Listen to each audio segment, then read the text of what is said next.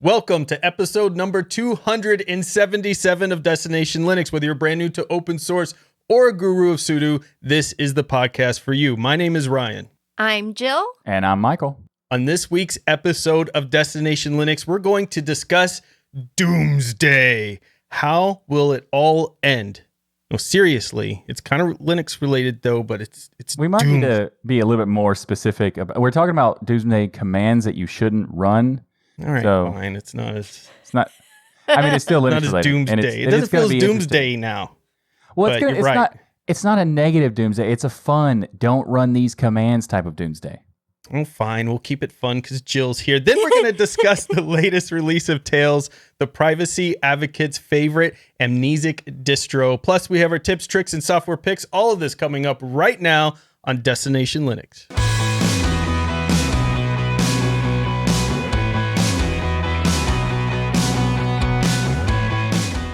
So last week, we heard about Jill's new computer build, and this week, let's find out about what Ryan's been up to lately. So Ryan, what have you been up to this week? Doomsday. No. Okay. Well, I've been playing... You shouldn't be up to that. No. I've been playing with the UM700. I actually have a video out on my channel. This is the machine that Manjaro sent to us. Well, they sent it to Michael first because we were supposed to do this collab thing, and then Michael broke it. True story. No, it was not my fault. It's how it came. Don't put it on me. Okay. Supposedly it came broken to Michael, and then it came to me, and then I upgraded it and turned this thing into a Nextcloud local instance, a Pi-hole, a Plex server, and did some gaming on it. But specifically, when I was trying to, I don't know what happened. I was messing with different things, and I came across this game called Progress Quest. Now, this is not something I'm recommending because I don't think it's open source. I think he did open source part of the source code, but not the full thing. This whole concept makes no sense. It's a game that plays itself. Okay, it just runs in the background. You do nothing, and it tells you your character stats, and your character goes on quests by themselves, and you just check in and see the armor and what you're fighting, and that's it. And you just let it go on and on forever. That's the only time for gaming I have anymore is to let an AI do it automatically. do all the gaming for me. And so I've been running this game on this little server for like 3 or 4 days now. And you can link it up online to compete with other players who just leave this worthless AI that does nothing running this game that does nothing in there. But I still don't want to shut it down because now I have like mithril bone armor and all kinds of stuff I've acquired on my questing. Yeah, you don't want to lose all the stuff that you didn't do. Exactly. So check out Progress Quest. Anyways, it's kind of a little fun thing, but the little machine is interesting. Check out my video. I kind of go through the pros and cons of it. I really appreciate Manjaro and the Minis Forum for sending that to us for us to play with and letting us keep it, because a lot of times you have to send that stuff back. So we're able to put this in production with Nextcloud and other things in there, and it's a really neat server machine. And the price keeps dropping on it too. I think it's down to like the 8 gigabyte versions down to $489 or something for that. And if you remember, that thing started at a pretty good price to begin with, and it just, it's dropping down. So if you want to pick one up, check out that video, see if it's something you could put to work. But UM700, that's what I've been playing with. Nice. Ryan. Yeah. Also in the chat, Angus is saying it's easier than keeping a Tamagotchi alive. That Progress Quest. I guess you're right. It's even easier than that, which is sad. But once you have kids, the only game you could play is one that plays itself. Yeah. Yes. Kind of the way All right, it is. before we get into the feedback this week, we have a very special thing to do right now, and that is wish someone a happy birthday. And that person you shouldn't have, Michael. Is Jill. Is Jill. Yeah. Jill. Happy birthday, Jill. Oh, thank you so much, you guys. I think we should sing happy birthday to Jill, Michael. We probably get copyright strike, though.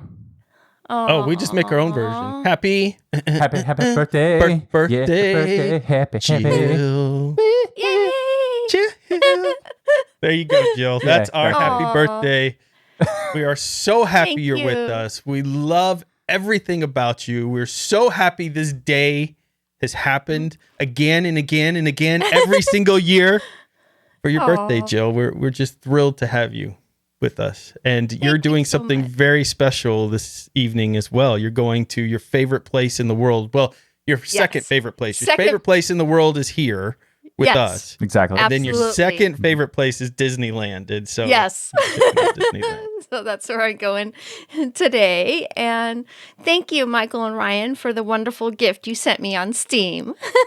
You're very, very So welcome. So Listen, awesome. it's awesome having a gamer friend because you know what gift to give them. A Steam gift Yeah. card. It makes it very easy to choose. Yeah. Yes.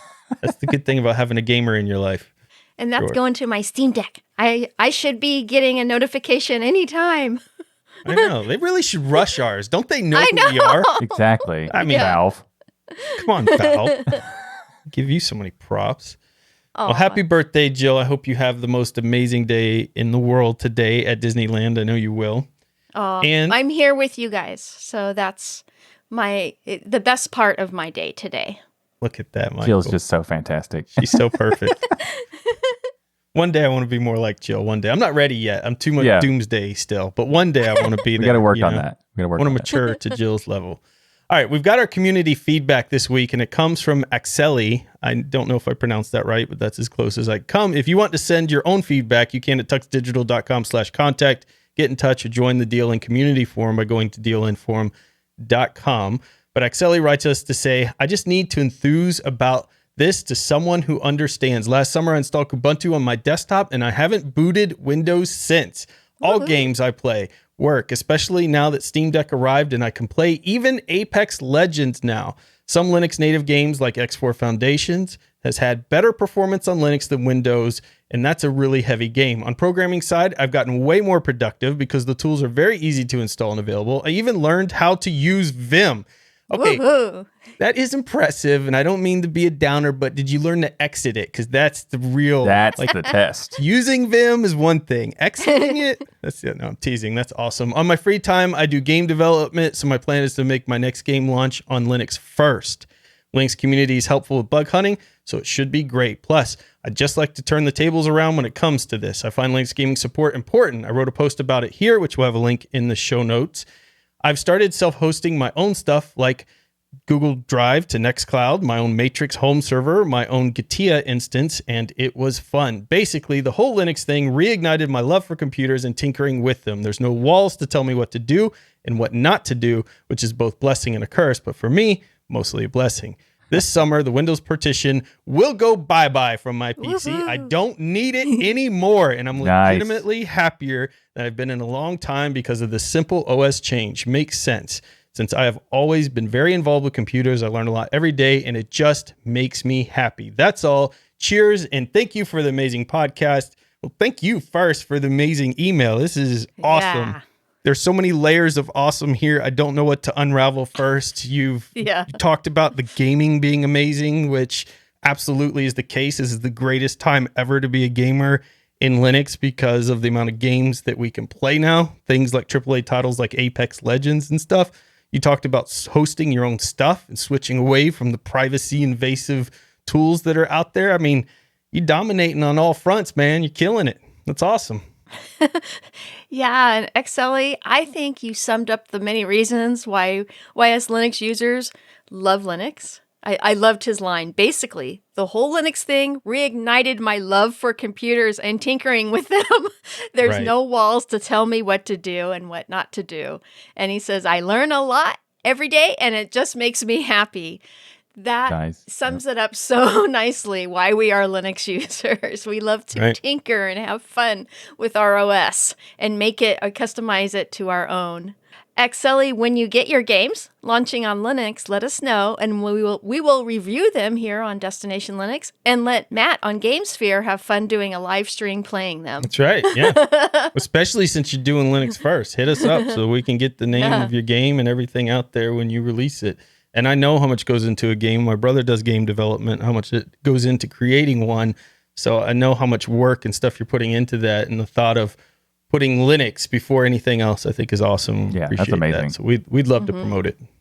Yeah, we would definitely love to have it on the show and talk about it. And it's really cool that you're doing that Linux first. And the stuff that you're talking about with the reignited your love for computers and tinkering with them, that is one of the coolest things about Linux. And you mentioned how there's no one telling you what to do and what not to do, which, yes, is a blessing and a curse. There are benefits of that. And also sometimes you would want someone to tell you what to do. And that's what the community for the Tux Digital Network is all about. So if you need assistance, anyone listening to the show, feel free to go to the forum and go to tuxdigital.com for more information on how to do that stuff, because the community is fantastic. We got the Telegram rooms, Matrix rooms, forums, Discord, all sorts of stuff. Yep. This episode of Destination Linux is brought to you by DigitalOcean. Cloud computing can be, let's say, complex, but standing up reliable, affordable cloud infrastructure really doesn't have to be. At DigitalOcean, you can enjoy a comprehensive portfolio of compute, storage, database, and networking products that put your cloud infrastructure in capable hands so you and your teams can get back to doing what matters most, building world-changing apps that grow your business. Also, with DigitalOcean, you get predictable pricing, robust product docs, and services that developers love. That's DigitalOcean. And also with DigitalOcean, you get support at every stage of growth. Whether you are just one person working on a team or you have a team of 1,000 people, with simple, powerful cloud computing, you can get growing at DigitalOcean. And as a listener of the Destination Linux podcast and a member of the Tux Digital community, you can get started for free. In fact, it's better than free, because DigitalOcean is giving you a $100 free credit when you go to do.co/tux2022 to sign up. Again, that's do.co/tux2022, because you can get the $100 free credit on DigitalOcean's awesome cloud platform, so you don't want to skip out on that. Go to do.co/tux2022. And we want to thank DigitalOcean for sponsoring this episode of Destination Linux. Jill, Michael, you know what's really fun? Doomsday. Doomsday is so much fun. So much fun. You mean like the Doomsday Machine in Star Trek? Yes. There you go. Good job, Jill. All right. Let me clarify about this Doomsday stuff a little bit, I guess. We're talking about Doomsday Commands in Linux. Now, this is definitely the episode where you're going to just want to listen and not try these commands on your machine. If you do try these commands in your own machine, you're taking that risk on your own. You can't come back and blame us in an email and tell us, why did you tell us to do this? Because we're telling you not to. We're just going to talk about them. But if you do want to run them for fun, and we did this earlier this week, Michael and I, we ran them in a VM, and I broke the heck out of that VM pretty good. I mean, it was wrecked by the time we were done going through these commands. So this is something to really educate you, I think, in what not to do in Linux. And this is actually very important when it comes to people trying to trick users into running certain commands when you're cut and pasting of these things. There you go, prank. Yeah. There's things that people happen to do these on chat rooms or forums or just a conversation just to kind of make jokes. But sometimes people aren't aware that they are jokes and might run them. So this is a episode we wanted to do to, provide that information, because this is such a good idea that Ryan had, and a lot of people look at Destination Linux as a guide to get started in Linux, and that's one of the things that we enjoy making this show for those people, and also to provide extra information for people who are already using Linux. And we thought, wouldn't it be cool if we had a episode where we tell people, things not to do when you're getting started with Linux? Because we always talk about what to do. Let's talk. For the email, the feedback we got about not always having stuff telling you not to do, it's perfect, because that's what we're gonna do for this episode. Yeah. Although you called it pranks. Did you imagine being that kind of friend where you're like, Michael, it just made you delete your whole. You got pranked. Your system's broken. Got you. I'm so good and clever. Oh, you didn't do a backup last week? Oh, I'm sorry. All right, so let's start with a classic here. I mean, this one, I think a lot of people who've been in Linux community kind of know. I heard about it pretty early on. I think some people actually tried to prank me with this one pretty early on in my Linux thing as well. And this is the rm space tac rf and then the /. So the R, of course, is recursive, so it goes through all the subdirectories, and the F flag is the force command, creating the perfect destructive command to never execute on your root directory is the RM. So I've seen this used with pranks in websites and things where people are like, hey, how do I remove this package? And then someone will say this. Right? Because they're so funny. They're so edgy out there. They're so funny. Exactly. So edgy. But I've seen people do this on, this is the most commonly done prank, as it were. And this is kind of, it also becomes a joke once you know it. So I've heard people say it, and it's very clear. But every time I hear it, I kind of like I feel like I have to explain it every time. It's like, oh, don't really do that though. But yeah, RF is one of the things. But it is good that this particular one has become a classic to the point where the people who make it realize they need to fix this so that it doesn't do this anymore. And there's an extra flag that you have to put in before it allows you to do it. Because the -F for the forcing with the RMRF is no longer recognized if you put it on your root file system. So you have to have the no preserve root flag on there for it to actually work. So hopefully that's enough for people to go, maybe I shouldn't do that. But they also might not know what root is in the very beginning. So it still might not be enough. Yeah. Yeah. Oh boy. And I actually ran this years ago on a system. It was one of my actually 486s back in the 90s because I was getting ready to wipe the drive and reinstall Linux because I just wanted to see what exactly happened. And it works. Yeah, I was going to say there's some protection built in, but I don't know that we know all distros protect against it, No. right? That's true. We don't know in if the every early distro one, has that early patch. in the early years they didn't. Don't assume that, again, run these in a VM at your own risk. We are professionals. Yeah. Do not do this at home. We're trained professionals. We are in fact. self-proclaimed trained professionals, exactly. And I have ran RMRF just to see what would happen. So I had it running on a live system, and I did it. But it was a system I was already fully aware I was going to be reinstalling or whatever. So I wasn't going to lose any data. Keep that in mind. Again, self-proclaimed trained professionals. What I did was I wanted to see would the system keep running after I deleted everything.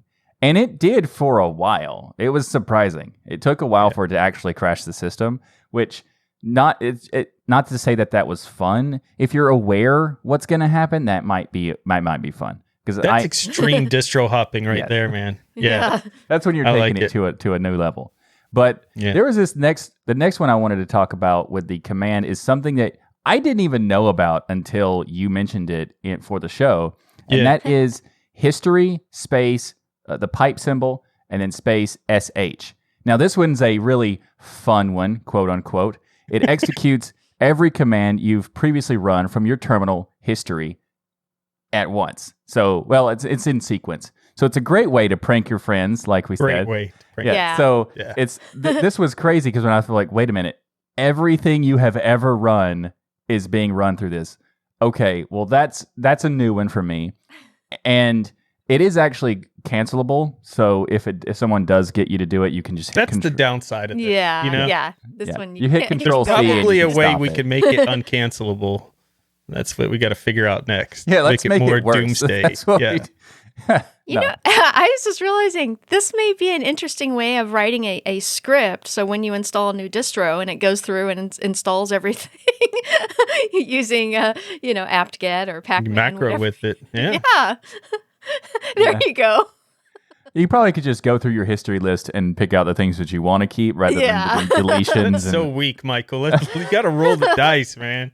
This is like being in Vegas. Like, roll the dice, see what happens. You probably forgot half the commands you ran. Just let them go. You never know. If it's only been a year since the last install, you just run everything and it just works exactly, and you get right back to where you were after about 3 to 4 days of letting it run things.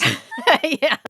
All right. So the next one we have is DD. No Doomsday command discussion, in my opinion, is complete without DD, which is used to convert and copy a file. Many of you even out there, experienced users, many of you experienced users in the Linux world have accidentally used DD against their main drive versus the USB drive, which is the most common mistake that you see happening with people out there. That's why DD got the amazing nickname of Disk Destroyer out there, because you will commonly see DD being used when people are asking, how do I get this ISO burned over to my USB drive? Oh, just use the DD command. It's so simple. But if you don't have the proper drive path there, well, you're going to write that ISO to your main drive and everything else gets erased, it's fun. DD is a fun one. It's a fun one. Yep. It definitely is. I've never destroyed my main drive, but I have accidentally chose the wrong USB flash drive. So after that, I decided, okay, whenever I use this command, I'm only going to have the one flash drive plugged into the computer that I want to DD.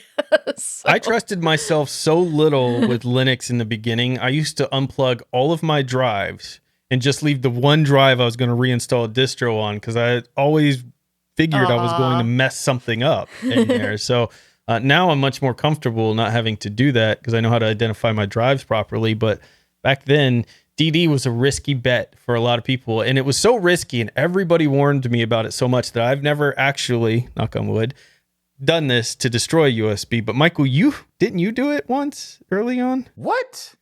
Come on now. I can, as a self-proclaimed Confess to us professional, friends. I can absolutely tell you that I have never once ever run a DD command to break my system in 2022.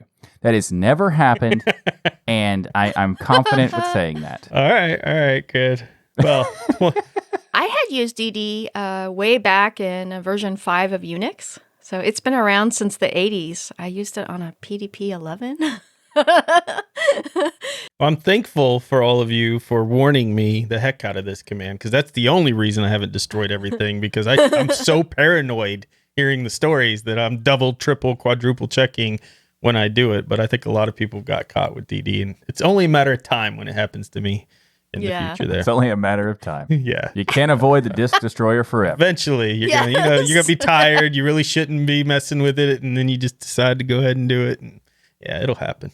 All right. Well, there's another command we're going to talk about that has a lot of different variations that you might see it somewhere. And now there's people who disagree with how it's pronounced. Some people say chmod, and I like to say schmod. Oh, I say chmod. For no reason, I just like schmod. I like to break them up. Break it up to two syllables. Mod. Schmod? chmod. No, you gotta put a break in there. It's mod. Change mode. Change mod. Okay, so it's not schmod, it's mod. There you go. Okay, yeah. I got it now. This is a powerful command, allows you to change permissions of all sorts of stuff, directories, files, but you can add the -R, and a 777 and end up with a kind of a security nightmare, because you'd have some broken packages. You'd also essentially that would make it so that every file in your system and every directory in your system is accessible to anyone on the computer. And you don't really want to do that. Well, the interesting thing about 777 is I see this recommended to people when they're having permission issues, and they're just like, just run, the chmod -R 777 so that you can have permissions to whatever needs it. Maybe it's a VirtualBox permission or something else on their machine. But they run it in the wrong place. Man, that's gonna open up all kinds of... The whole reason of running Linux is for security and privacy. Then this is a command you want to be careful with running against your whole machine there, because you just open everything up. You're basically creating Windows. It's kind of basically. It's your command to convert Linux to Windows. And this is one a lot of users run, because we use change mode all the time. Yeah. Especially, for changing file permissions. It's really easy to do this one incorrectly. Neil added 000 means nobody has rights. So that would be pretty devious to 000 it. Yeah. Those are some fun ones to play with. All right. Okay. And play with in a VM. Yes, play with it. Yes, absolutely. So the next one's kind of not going to translate well in a podcast form, but it's basically Try it. parenthesis, Okay. parenthesis, close parenthesis, bracket, colon, pipe, colon, ampersand, bracket, semicolon, colon. Woohoo! Did I do it? All right. Ryan. It's totally clear to everyone who's listening to the show. Yes. If you put that in your terminal, this is what they call a fork bomb. And it keeps repeating itself, eventually crashing your system. Yes, I did this live on a VM while talking to Michael and Jill. And all of a sudden, my fans kick up on my machine. It's like, and this thing just is just flipping across the screen. And it's kind of like DDoSing yourself or something. I don't know. It's crazy. Or denial of service. Like, it's denial like of service attack. It's basically making your system use all the RAM and all the swap data you have until your system just can't take it anymore, and then it just needs to be turned off in order to restart the whole thing. It's fun to play with, though. You got if you want to see if your fans are working properly and stuff, you want to check the performance of your machine, fork bomb yourself. I mean, this is the new stress test. I think when you build a new machine to run in there, it's pretty fun. Absolutely. Yeah. The next thing we're going to talk about is the move command. So there's MV command. If this is pranked on you, it essentially is the intention of taking a file and moving it to null, which puts it into a void of non-existence. So basically it deletes everything that you put in there because dev null is... I couldn't get this one to work, though. I couldn't get this one to work. It wouldn't move anything to dev null. Don't try to show me that it works by doing this on your main machine. Yeah, do it in a VM. I think it also matters like what you're trying to moving. Like maybe you're trying to move a folder to that folder, it might not work, or a file to that folder might work. There's different configurations, but we're again not recommending you do this. That's why they're called Doomsday Commands. Yeah. Wait, we're not recommending they do it? I just in a VM if you want to try and play around. Sure, I guess. Yeah, it's a blast. You got to try this stuff at home. You could prank yourself. Michael, you added a couple others in here, like a command push, it looks like, to dev SDA and a flushing file conf, maybe? Yeah, so what this does is basically it's the greater than symbol. So you put anything really in front of it, then a greater than symbol, and then something after it that's, you don't want to touch, like some kind of config file or dev SDA, because dev SDA means your main operating system drive. So you never want to touch that unless you know what you're doing. So what it's essentially this means is that it's taking whatever the output of the command is and directly writing it to this location. So it could be writing it over your operating system or replacing a config file with this thing. So I will have it in the show notes to show you like what exactly this kind of structure is. It's not a super common one, but it is something that I know people might run into, and I wanted to put that in the show as well. So it essentially just sends output from one command to another, and I commonly use this to output data into like a text file. So if I'm running a log, I will use the greater than symbol and then put like whatever.txt, and then now I have a log of what the output of that command is. So there is a very good use for it, but you also make sure you're not doing it to the wrong location.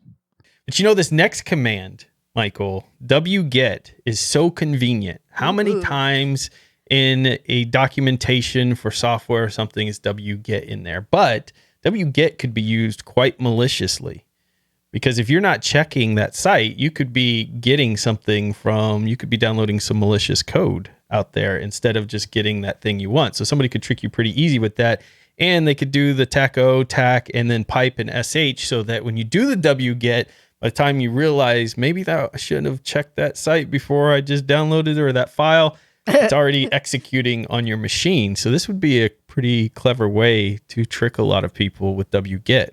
Wget could be used maliciously. Yep. Most of these things can be done for good and bad, right? So it's mostly taking something that's made to be good and using it bad. And wget is very commonly used to download files to your system in a quick like script style. This is a good cautionary tale. If you see the pipe followed by sh, be very careful what it's doing. Yes. Yep. And like Count Zero says in chat, anytime also you see curl, pipe, they could lead to destructive things. Yes, exactly. Absolutely. So some of these commands have been altered over the years to address these issues. Not all of them, but some of them have. So for example, we talked about the RMRF now requires you to have an extra flag to be able to make it go through. But of course, someone could just tell you to run that flag too. And if you don't know, it wouldn't solve anything. But, essentially the message for this episode or this particular topic is don't copy pasta stuff at random, Copy pasta. Man, that's so it's good, like you were Michael. born on the internet, Michael. Yeah. Like you know all of the little lingos and everything. It's just I do my best. It's adorable. I do. Well, if these commands weren't fun enough to learn about, you could always check out things like Suicide Linux, where if you enter one command wrong, any command wrong at all, it will wipe your whole hard drive.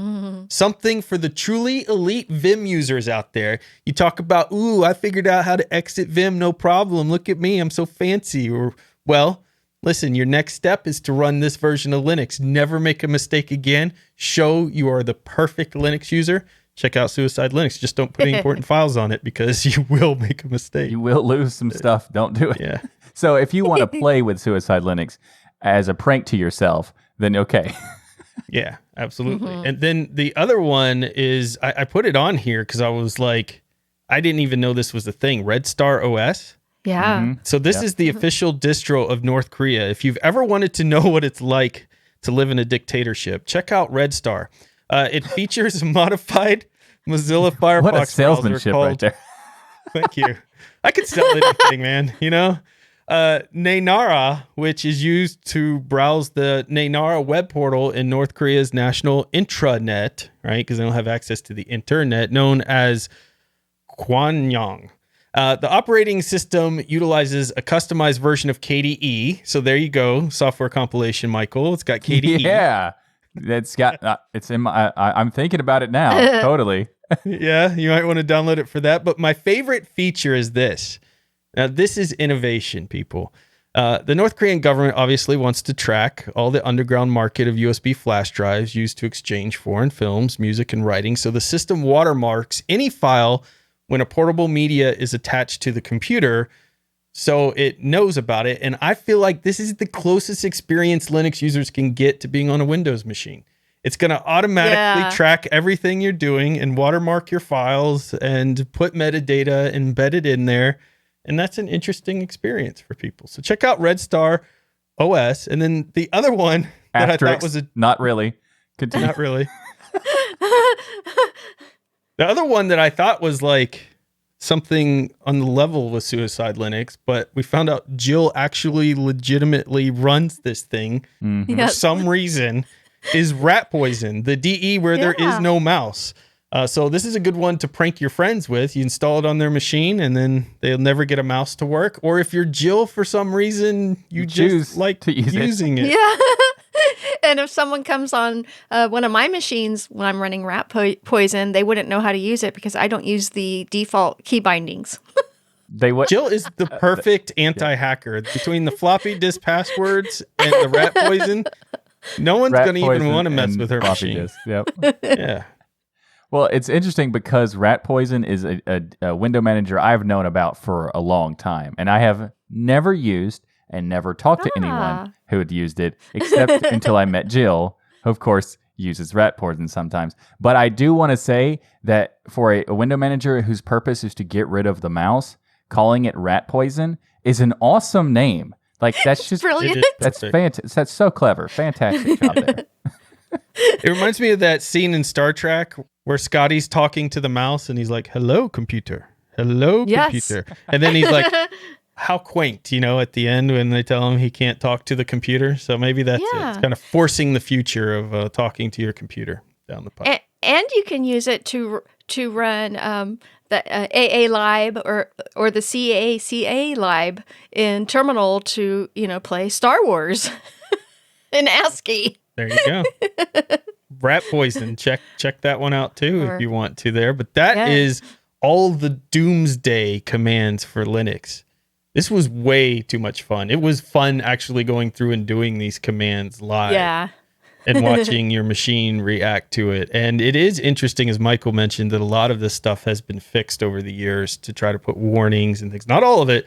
A lot of it has been fixed to try to put warnings and things to people in there. So this stuff has been around for a long time. There have been a lot of pranksters in the Linux world for a minute there. Mm-hmm. Yeah. It was so much that they decided maybe we should do something about it.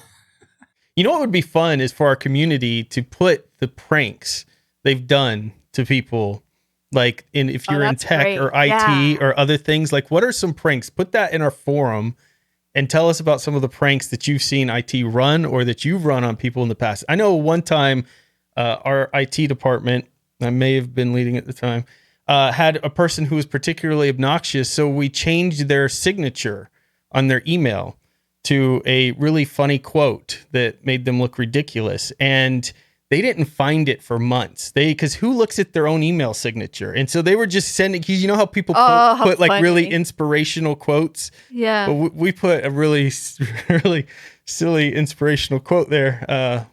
And that's as far as I'll go with that. Fun. And they just kept sending the emails for months. And eventually they found out. And I remember the moment of sitting in the IT room and the person busts in the room and is like, who changed my signature? And we're like, I don't know. That's just crazy. Oh my God. We'll fix that for you right away. That's crazy talk. I mean, there are some pranks that are not going to be malicious. They're just going to be annoying for sure. Like that would be pretty annoying. Switching the keyboards around, keys around. Yeah. Oh yeah, switching it to Dvorak, and they're like, "What's wrong with my keyboard?" There's also one that I thought was kind of brilliant, but also like really sort of mean too, where I didn't do it. Take a screenshot of someone's desktop with all their icons, and then move their icons off, so that the icons look like they're there, but they do nothing. Yeah. Like, oh my goodness. That's so mean, Michael. Like, I know. That's why I said I'd never done I know.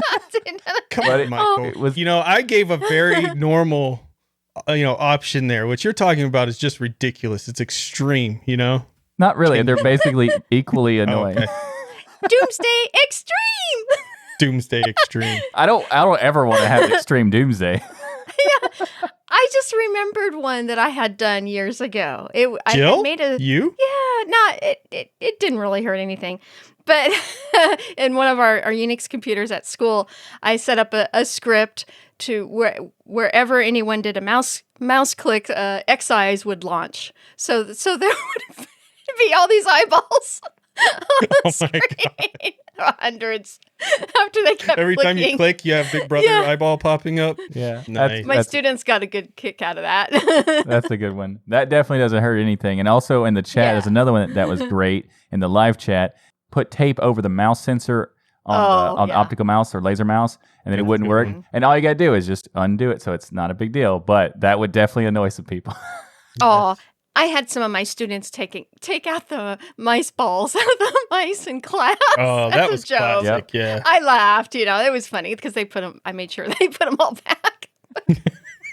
Well, let us know on our forum some pranks you've heard pulled in IT or that you've pulled in IT. I would love to take a look at those. Maybe we'll talk about them on one of the future shows here. But this episode of Destination Linux is brought to you by Bitwarden. Get started right now with your free account at bitwarden.com/tux. A password manager is software that allows you to have peace of mind knowing that your online accounts are secure. Bitwarden provides you the tools to store all your passwords in a secure vault, auto-generate those passwords for you, and even automatically fill those passwords in on your login forms. You can access your data on many types of devices, whether using a web browser, mobile apps, desktop applications, even the command line. Bitwarden seals and encrypts your private data with end-to-end encryption before it ever even leaves your device, so you know you're the only person with access to your data. Go to bitwarden.com/tux and get started. And it's completely free. Like, you can set up a free account. You don't have to pay nothing. You can get started right now. Everything else has inflation. Everything else is going up in price. Not Bitwarden. Very important tool for you to have in your arsenal is Bitwarden. But for $10 a year, you can get their premium service and get gigabyte encrypted file storage, 2-step login with YubiKey, Vault Health Reports, Bitwarden Authenticator, priority customer support. Remember I told you I converted a family member recently to Bitwarden? Mm-hmm. We signed up for the free account using bitwarden.com/tux, of course. But then I received a call the next week and they were like, hey, can I just go ahead and sign up for the premium thing? Do I need to use your code for that? And I was like, no, just go ahead and sign up for the premium thing because we already signed up using the Tux. But they wanted to, and they're not even in open source or technology, but they love the tool so much that they called me to figure out how they can pay for it, pay something for this tool because it's helped them so much. You get all of this for less than $1 per month. It's insane. Go to bitwarden.com/tux and get started right now. And thanks to Bitwarden for sponsoring Destination Linux. So I got some cool news to share with everybody. So last week we talked about some issues with some 4K things that we ran into in various different flavors of Ubuntu. And Ubuntu Budgie got in touch with us, and they enjoyed the coverage of the show, and they also were thrilled that we were fans of Shuffler, which of course is an awesome tiling system inside of Ubuntu Budgie. And Ryan, what's really cool is they got in touch to talk about the 4K issue that we found with the main menu. They found that in order for the menu to act like what we were wanting to do, you need to log out and log back in. And that doesn't require a restart like it did in Plasma. It's just a logging out and logging back in. Now, that's not something you would instantly know. So they said that they're going to be addressing that. So when people make those changes, it will give them a notification to tell them that they just need to log out and log back in order to make them, take it to effect. A fair fix. Yeah. Awesome. That's really awesome. And just the fact that they're putting in, they contacted us, in between that last episode and this episode, and have already found the problem and found a solution for it. That's an awesome thing to have. Like, that's an amazing feeling. I think this is what differentiates a lot of distros out there for people. When you talk about creating a community and things, when people are finding issues or problems, they could have sat there and been like, oh, we don't have 4K, or we're not interested in fixing that, or we don't have time, or ignoring it, or anything else. But they didn't, right? They took this and immediately took the feedback and some of the things that we saw, and they went into action to resolve it. To me, that just gives me even more want to play around with Ubuntu Budgie. It makes me love the community and the developers of Ubuntu Budgie even more, because they saw something like this and they went immediately in to resolve it instead of just trying to deny it or ignore it or do something else. So to me, that just shows how much they care about the project, how much they're vested in the project, and how much they want other people to have a great experience with it. And these type of little bugs happen in every single distro out there. And really, it's how people react to them and go to fix them. It meant a lot to me that they reached back out on this. And there was so much innovation in Ubuntu Budgie. And seeing this fix here now makes it so that people with 4K are going to have an amazing experience when they try Ubuntu Budgie for the first time, which is awesome. Yeah, I love that. And it's fantastic. Like you were saying, it makes you like the project even more. And that's one of the things I love about Linux, is that the developers are typically very receptive. If you report a bug, they are quick to fix it because they don't want the bug to exist either. So that's just another cool thing. And it differentiates between other operating systems. They will remain nameless, that will ignore you if you have a problem completely.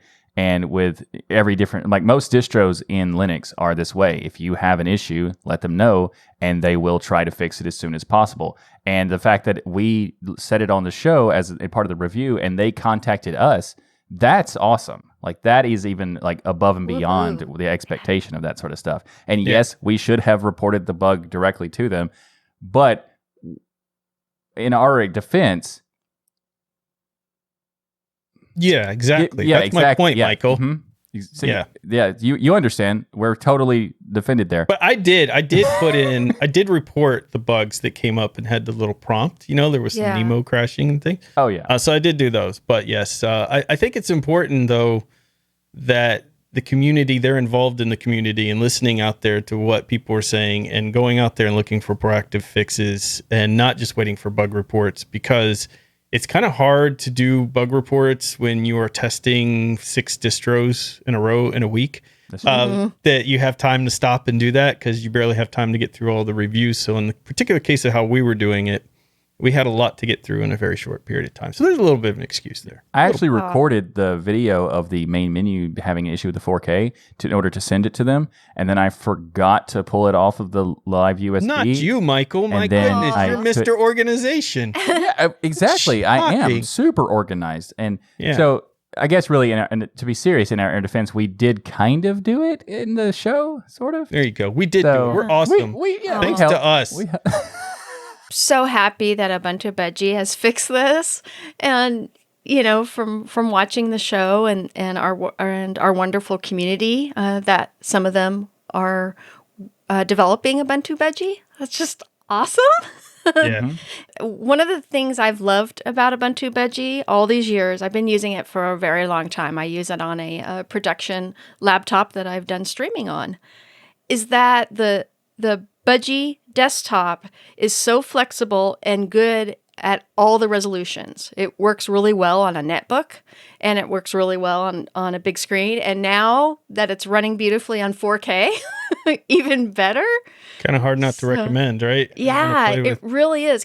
And it's also the desktop manager that I recommend for people coming from Windows or Mac OS because it's a nice combination of the two together. So it's easy for the new users to get around. So Ubuntu Budgie is a really good choice also for new users. Yeah, I would put that on my list too. Yep. Yeah. You know what's awkward about the show growing as much as it has now, Jill, is that you mentioned about listening in the community, the developers. I've done the foot and mouth multiple times now because I kind of forget how broad the audience is and that a lot of the projects, so if I critique something, then I get an email from the actual developer being like, hey, I listened to your show and heard what you were saying, or they're a patron of mine sometimes, or whatever, it gets real awkward. So I got to be real careful critiquing stuff, sometimes because they're here listening to us. Yes. It's awesome and at the same time a little bit scary. Yeah.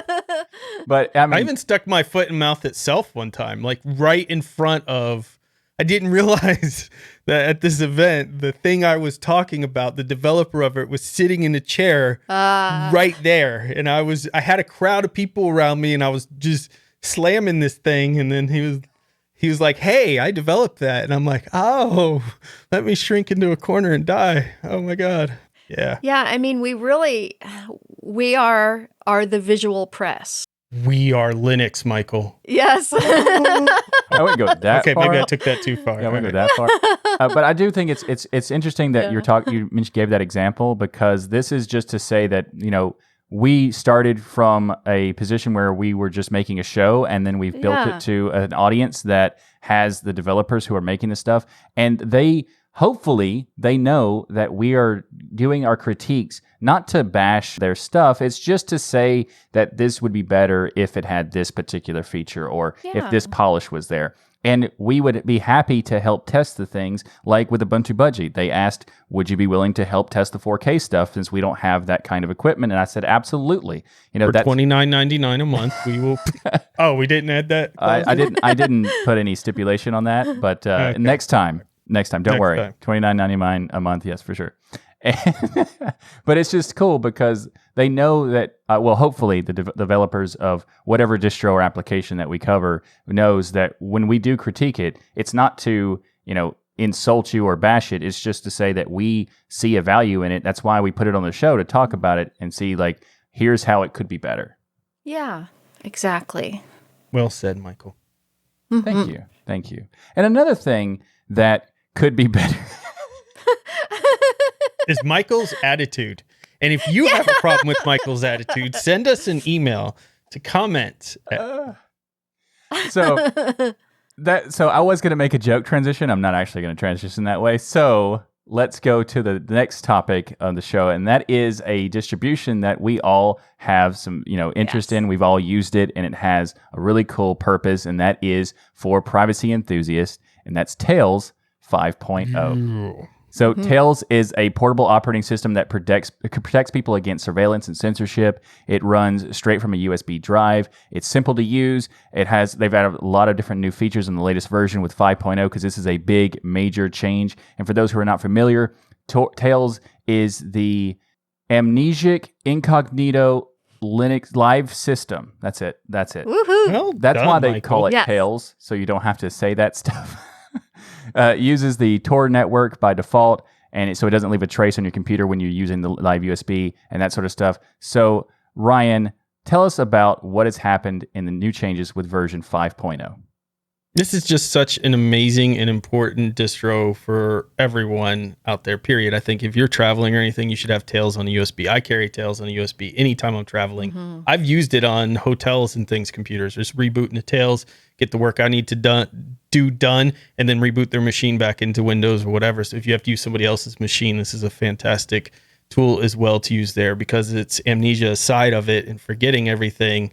It's just a perfect tool for getting some work done and everything disappearing afterwards. And this is exactly what you want to happen with this.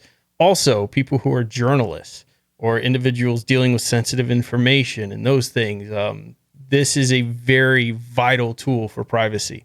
When we talk about things like Red Star and OS and things in countries where there's all this censorship and stuff, the Tor network is insanely important in those areas. Mm-hmm. It's just such a vital tool. So all of this put together into a operating system or distro that you can just put onto a single USB and run is amazing in itself. Now, version 5.0 is now based on Debian 11, and they also added Cleopatra, which is with a K, which means it's probably KDE, Michael. It is natural. Shocking. I didn't know that. Would never have guessed. They're using this to replace the OpenPGP applet in the password and keys utility known as Seahorse. And they did that because this is more actively developed, the Cleopatra. So they switched that. Persistent storage. Some people want a situation, maybe because you're dealing with sensitive files or things, and you still are utilizing that portable OS, utilizing Tails, but you need to keep some of those files persistently stored on that device. You do have the option to enable that. Well, now it's enabled by default, so you can disable it if you don't want any persistent storage. But it's enabled by default for faster, more robust configurations, additional software packages and things you might be adding to the distro. So if there's certain software that you need every time you boot it, that persistent storage is going to be enabled there by default.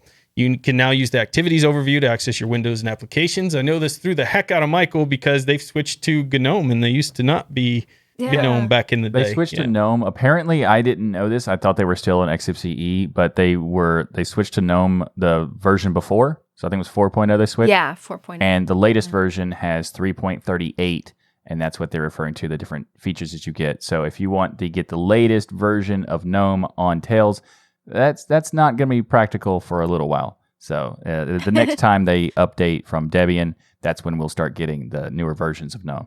But I think that you were saying that how important it is that Tails exists is so spot on. I think Tails is a fantastic project, and I'm so thankful that they exist. I mean, I don't use it every day or anything, but it's amazing for people who do need to have it for for their work and stuff like that. And the persistent storage is something that a lot of people have asked for in the community.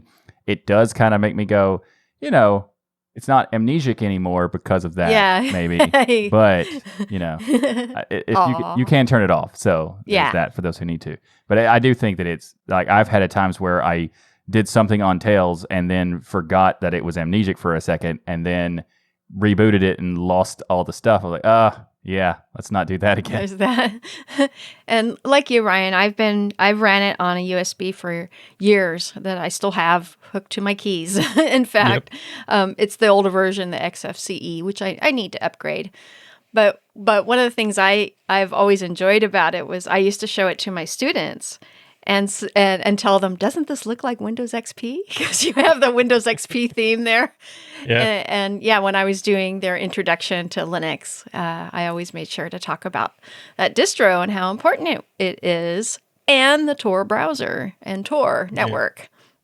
Like you said, journalists, activists, anybody like that needs to keep data private, whistleblowers, those type of things, then this is the type of tool that you're going to need for that.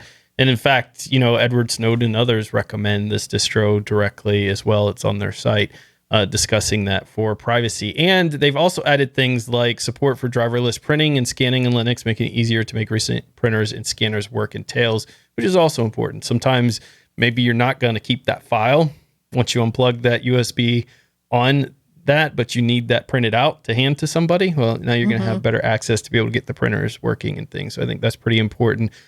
If you've never tried Tails before, you really should check it out. If you have that Ventoy USB where you're putting a bunch of distros, because Ventoy is like the amazing bomb.com. Is that current what kids say these days? Bomb.com? Yeah. No one says that, but yes. I'm down with the kids' lingo these days. It's Ventoy is the bomb.com. It's like one of the greatest things in the world. We talked about it in a prior episode, but make sure Tails is one of the things you stick on your Ventoy USB there. I'm so hip. Yes, you are. You are hip. Thanks, Jill. You're so hip with the bomb.com reference that it made me go yes, he's too legit to quit. For sure. Yeah. Thank you, Michael. Thank you. I know what you're saying because I'm down with the lingo, So I knew what too legit you are down with the is. lingo from 1998. Yeah. Yes. Thank you. Kids understand me. I know how to reach them. How do we reach these kids? All right. So, Jill, take us into the gaming section. What we can talk about this week. So here is a game where you wished you could have had good security in the game and the ability to use the Bitwarden password manager or the Tails distro so someone wasn't watching you. The Stanley Parable is a first-person exploration game and is one of the most innovative games of all time. It has just been updated to the Stanley Parable Ultra Deluxe. And on Steam, the game describes itself like this. When a simple-minded individual named Stanley discovered that the co-workers in his office have mysteriously vanished, he sets off to find answers. The Stanley Parable Ultra Deluxe is an expanded reimagining of 2013's The Stanley Parable. You will play as Stanley, and you will not play as Stanley. You will make a choice, and you will become powerless. You are not here to win. The Stanley Parable is a game that plays you. And the Stanley Parable Ultra Deluxe also dramatically expands the world of the original game with new choices, new context, and new secrets to uncover. And the labyrinth has just gotten bigger. Nice. This game is awesome. It has been visually upgraded to modern technology while still preserving the tone of the original game. And the game now has accessibility features, including localization of in-world text, colorblind options, which is really amazing and interesting. Yeah, that's awesome. Yeah, and content warnings.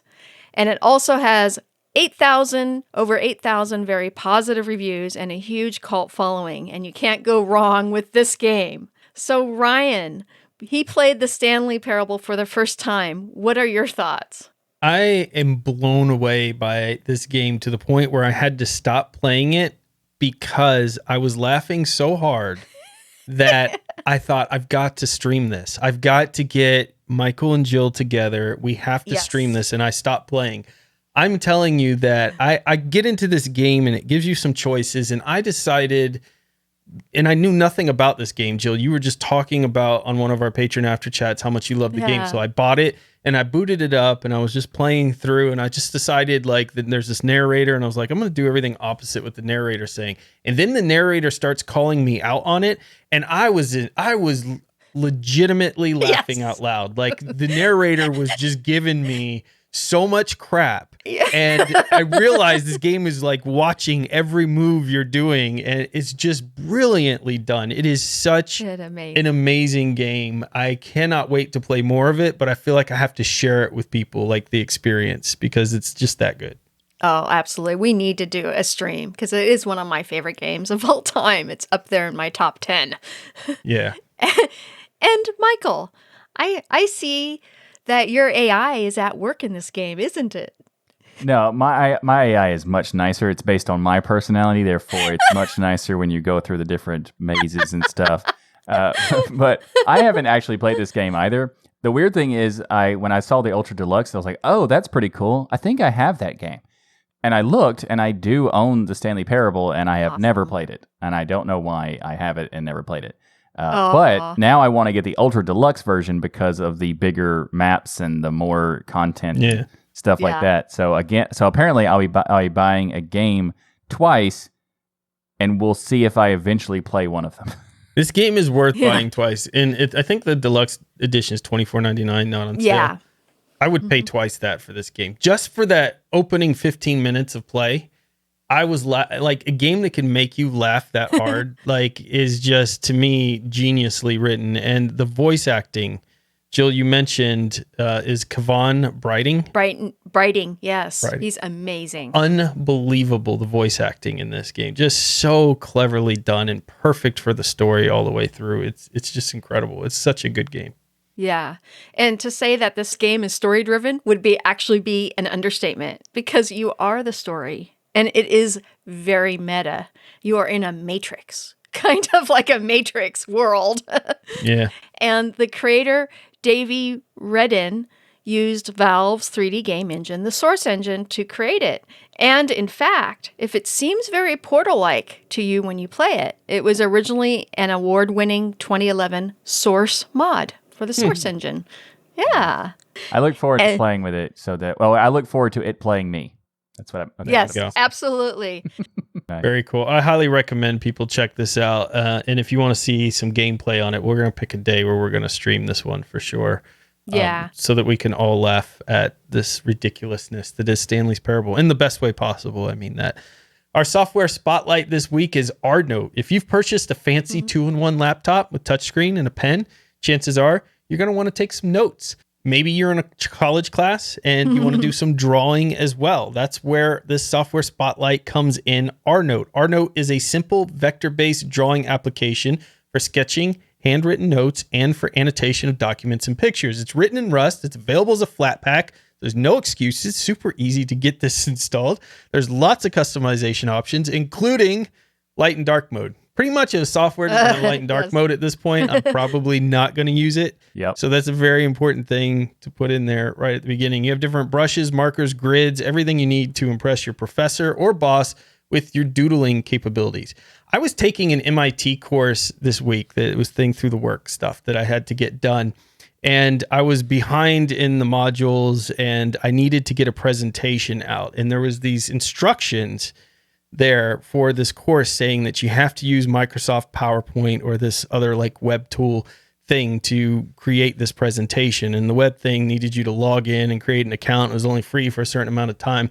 So I ended up using only Office and created the presentation and submitted it, and they were none the wiser. They had no idea that I secretly utilized open source software instead. The professor doesn't know anyway, he knows now if he's watching this, but didn't know anything at the time and already graded it. So too late, sucker.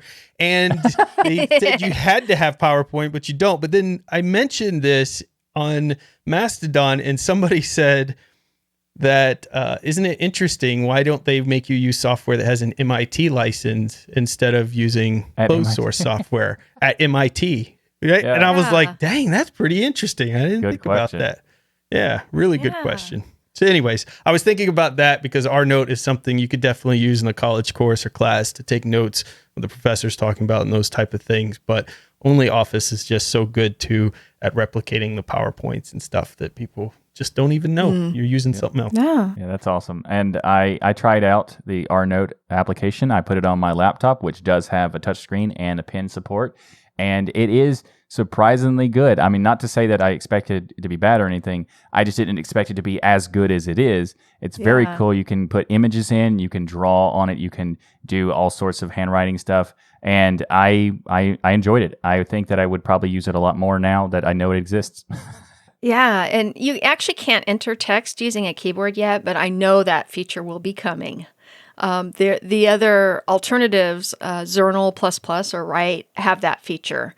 So I'm sure that is going to be coming soon. And RNote, I was really impressed by it, and I used it with my Wacom Bamboo tablet, and it worked beautifully. Nice. There was one thing I didn't test it at the time, but I hope that it's a future that's planned, because if this was possible, it would be amazing to be able to do handwritten notes that then can be OCR'd. That would be amazing. Now, obviously, it wouldn't work for me because my handwriting is atrocious, but just the idea of having that as an option would be fantastic. Just knowing if one day you improved your handwriting, that it could work. Yeah, I could have a benefit. I'd have a reason to have good handwriting. There we go. That's what it is. I agree. The OCR add-in to this would make it just absolutely the perfect note-taking app for everyone out there. So I hope the RNote team has some folks in there that can create that. That would be amazing. Yeah, that would be awesome. And also, let's go to the tip of the week, because our tip of the week this week is don't be like Ryan. What? How is that a tip of the week? You didn't let me finish. Oh, okay. All right. Don't continue. stick with the defaults like Ryan does. That's what I was saying. That is true. I stick with the defaults. But seriously, nearly all programs that are available basically to replace existing software, or just in general, not every application, but basically every application. It's very shocking if I run into an application that doesn't have it. And if I do run into one, I specifically request that they add it, because we're talking about keyboard shortcuts or key bindings.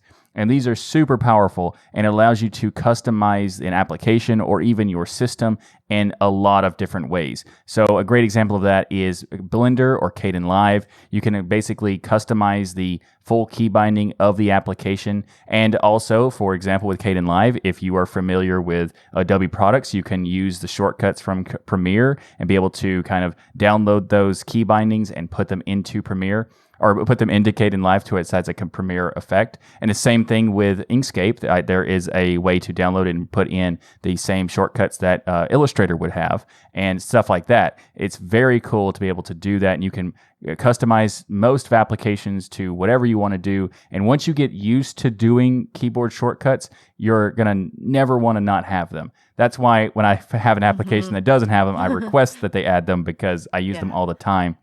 And there's so many different ways of doing keyboard shortcuts. There's the regular default keyboards like Control-C and Control-V, like a copy and paste. And then there's also the sequence shortcuts that are in the menus. And that's I'll talk about that in next week's episode because that kind of needs a little bit more detail of how those work. So be sure to subscribe to the show if you want to learn more about that tip for next week. But this tip is super vital because if you think about it, a lot of times we're able in our homes to utilize the tools that we want. But when we go into the workplace, whether you're working with clients that you have no control over the infrastructure, or even your workplace itself, maybe you're not in the capability to utilize the software you want or some open source software. You don't want a situation where if they put Adobe Premiere and ask you to do something in front of you, that you're completely lost. Now, if you take those standard key bindings of, say, Adobe Premiere and utilize those into Kdenlive, then if you ever had to use one of these at a client's computer or something else and had to edit something on the go, you're going to have all the ability to do it right there. You're going to be familiar no matter which product you're jumping to in order to do that. And so I think it is really important to take some of these software packages that unfortunately become the norm, like the Adobe stuff, and take those key bindings and move them into some of this open source software. If you're one of those people who may find themselves having to, in their work or other things, work with some of these other software and change those bindings over so you're comfortable no matter where you're at. I think that's a brilliant tip for people and will make you much more productive and not fearful when they're like, oh, well, I use Adobe Premiere if you want to do it here. And you'd be like, oh, no, what do I do? Nothing makes sense. And this is kind of a requirement for industry standard programs to have this ability to customize your workspace and your key bindings. And in fact, in Blender, you can actually use the key bindings by default of Autodesk 3ds Max, which is wonderful because I had students coming from Autodesk to Blender. And in Blender, I have mine customized to use a combination of key bindings from Maya and Modo and 3D Studio Max. So yeah, I use Vim commands in Blender. He customizes everything to work like Vim. That's what And if you believe that, I have some land to sell you. All right.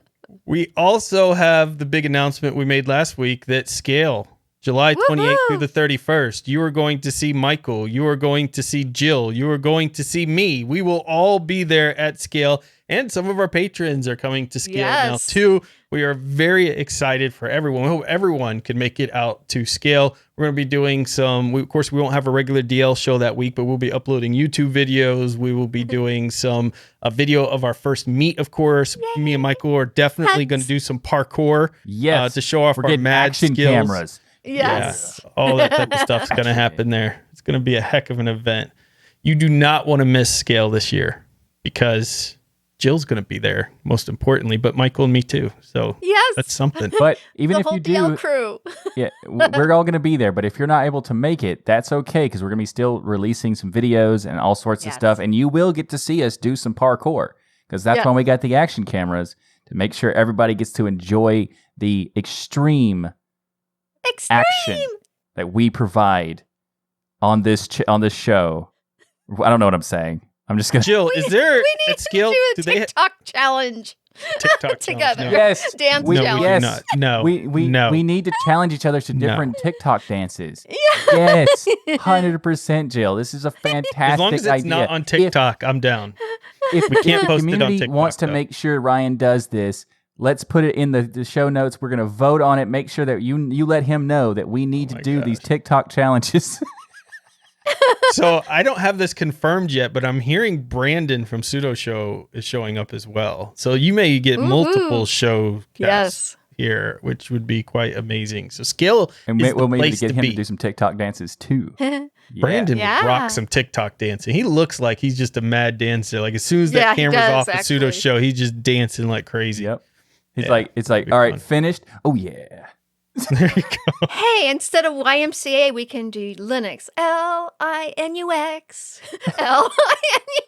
L How would you do I- that in? How'd you do it? N U S. Yeah. Oh, we can do it. There Yeah, you we can go. rock that. I don't know. Yeah. L Well, we'll work on it. No, we could We'll do work L. N U X. Yeah, there we go. All right, I don't know what's happening, but it'll be even crazier at scale. If you like this, you definitely want to show up to scale. Well, a big thank you to each and every one of you for supporting us by watching or listening. However you do it, we love your faces. We're here every Sunday at 1 p.m. Eastern, live at dlnlive.com. And the best part, everyone is invited to watch the recording of Destination Linux each and every week. We can't wait to see you in the chat. We also have our glorious patrons with us. They get perks like unedited versions of the show, and also they get to hang out with us in the patron-only post show that happens in our 60,000 square foot virtual stadium every week after the show. And you can join us by going to tuxdigital.com/contribute. There's also ways to contribute to other shows on the network, but go there to become a patron so you can join us in the patron-only post show. And also, you can go to the store. All the links are going to be at tuxdigital.com, so you can just bookmark that. Everything's at tuxdigital.com, so you can pick up some swag at the store with t-shirts, hoodies, mugs, stickers, and so much more stuff. So go there, tuxdigital.com. Did I say it enough times? Yes. Digital.com. I Awesome. think you said tuxdigital.com. The more the this time. merrier. Perfect. Yeah. So make sure to check out all the amazing shows here on Tux Digital. We have the Sudo Show, This Week in Linux, the DOS Geek Channel, Linux Out Loud, Hardware Addicts, GameSphere, and put your cowboy hats on and join our Saturday Linux user group, Linux Saloon. So everyone head to tuxdigital.com and subscribe to all these great shows. And don't forget to leave a rating on your favorite app so others can discover the power of open source and keep those penguins marching in the full Monty of Linux and open source. Awesome sauce. Nice. And everybody have a great week. And remember, Doomsday is right around the corner. Isn't that how we end it? I think you need to try again. One more time, Ryan. One more time. One more time? All right. Yeah, one more time. Everybody have a great week. And remember that the journey itself is just going to lead to Doomsday. That again, you got closer. You got closer. That was like One half more of it. time. That was half of the right one. My mic was cutting off my vision. Oh, here, okay. so You let couldn't me- see it yeah, properly. I got you. Okay. Yeah. Here we go. One more time. Let's take it from the top. I'll count you in. I'll count you in. Okay. 3, 2. Everybody have a great week. And remember, the journey itself is just as important as the destination. Thanks, everyone. See you next week. Happy Mother's Day Love to you. all the beautiful mothers out there. Hey. We love you because, like, without you, we wouldn't even exist. You'd be like a snap of the finger Thanos Yeah. thing. So, Love our mothers. love to all the mothers out there. We love your faces.